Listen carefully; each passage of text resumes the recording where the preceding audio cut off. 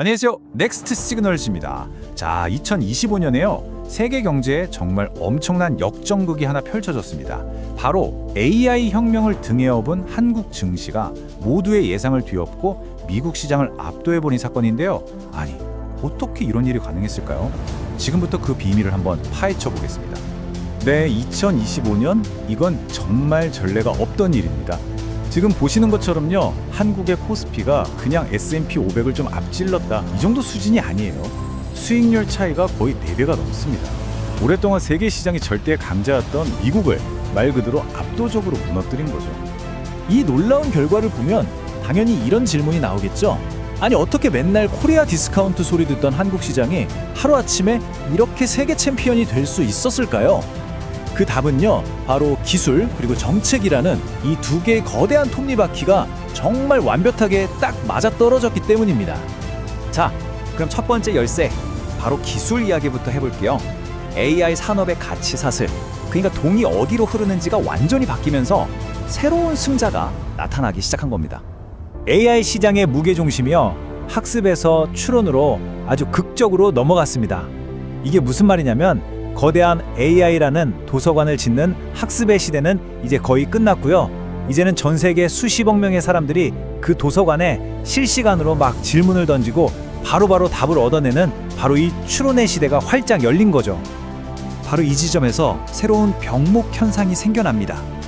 AI 모델을 만드는 단계를 넘어서서 이제 이걸 실제 서비스에 막 적용하다 보니까 실시간으로 처리해야 하는 속도가 그 무엇보다 중요해진 거예요. 그리고 이 엄청난 속도를 감당할 수 있는 단 하나의 부품, 바로 고성능 메모리 반도체에 대한 수요가 그야말로 폭발해버린 겁니다. 자, 그렇다면 이 폭발적인 수요에 가장 큰 혜택을 본 곳은 어디였을까요? 다들 예상하셨겠지만 바로 메모리의 제왕, 대한민국의 반도체 기업들이었습니다. 네, AI라는 골드러시 시대에 가장 중요한 곡괭이와 삽을 파는 기업들이 바로 여기 있는 거죠. SK하이닉스와 삼성전자가 AI 추론에 없어서는 안 될 이 HBM과 eSSD 시장을 거의 독점하다시피 했거든요. 그 결과가 바로 이 표에 보이는 정말 믿기 힘든 수십조 원에 달하는 영업이익입니다. 근데 이 숫자가 그냥 많은 돈을 벌었다, 이 정도가 아니에요. 이게 얼마나 대단한 거냐면, 반도체 업계의 절대 강자 삼성전자의 영업이익을 SK하이닉스가 역사상 처음으로 넘어선 바로 그 순간이기 때문입니다. 오직 AI 메모리, 여기에만 집중한 전략이 만들어낸 정말 드라마틱한 지각 변동이었던 거죠.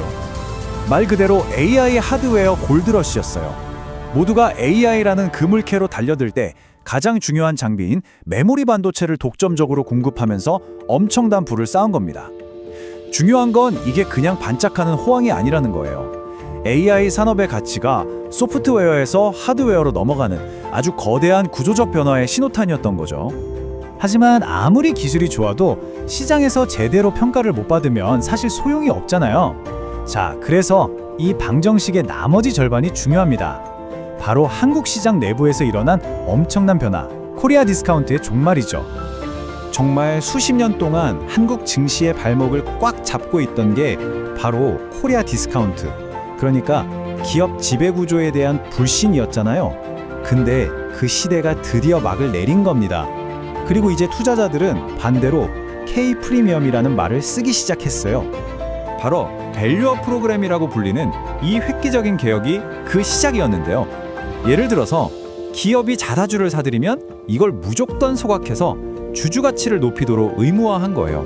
이렇게 주주를 최우선으로 생각하는 제도가 들어서니까 당연히 똑똑한 글로벌 자본들이 한국 시장을 다시 볼 수밖에 없었던 거죠. 그러니까 핵심은 이거예요. 그냥 AI 반도체 실적이 좋아서 주가가 올랐다, 이게 전부가 아니라는 겁니다. JP모건의 전망에서도 볼 수 있듯이 지배구조 개선이라는 시장의 근본적인 체질 개선이 함께 이루어졌기 때문에 코스피 5,500 같은 엄청난 전망이 나올 수 있었던 거죠. 이건 그냥 주가 상승이 아니라 시장 전체에 대한 재평가였던 겁니다. 자, 그럼 궁금한 게 있죠? 과연 이 좋은 흐름이 지속될 수 있을까요? 네, 그럴 가능성이 아주 높습니다.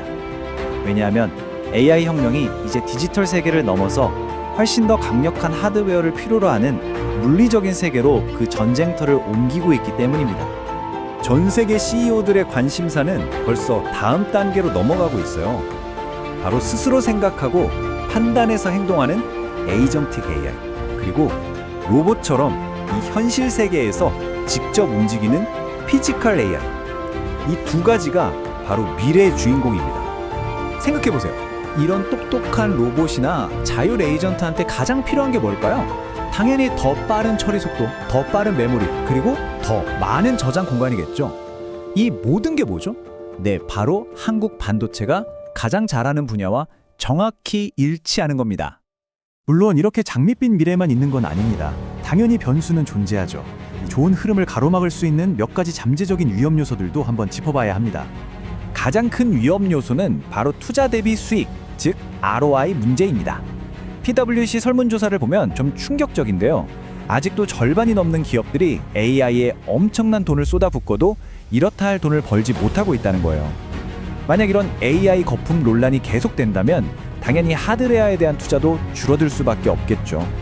그리고 또 지정학적 리스크, 특히 미국의 무역 정책 같은 것도 무시할 수 없는 변수죠. 근데 이게 또 재밌는 게요. 역설적으로 이런 불확실성이 커질수록 투자자들이 이왕이면 안전한 곳에 투자하자, 이런 심리가 강해지거든요. 그러면서 오히려 더 안정적이고 신뢰할 수 있는 한국의 공급망을 선호하게 되는 그런 효과를 낳을 수도 있다는 겁니다. 이 모든 긍정적인 변화들이 마침내 하나의 역사적인 숫자로 나타났습니다. 바로 코스피 5,000포인트 돌파죠. 2026년 1월 22일, 이날은 한국 증시가 더 이상 변방의 작은 시장이 아니라 명실상부한 글로벌 AI 경제의 핵심 허브로 우뚝 선 날로 기억될 겁니다.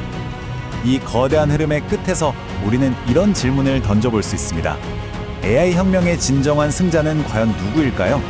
화려한 AI 모델을 만들어내는 기술의 창조자일까요?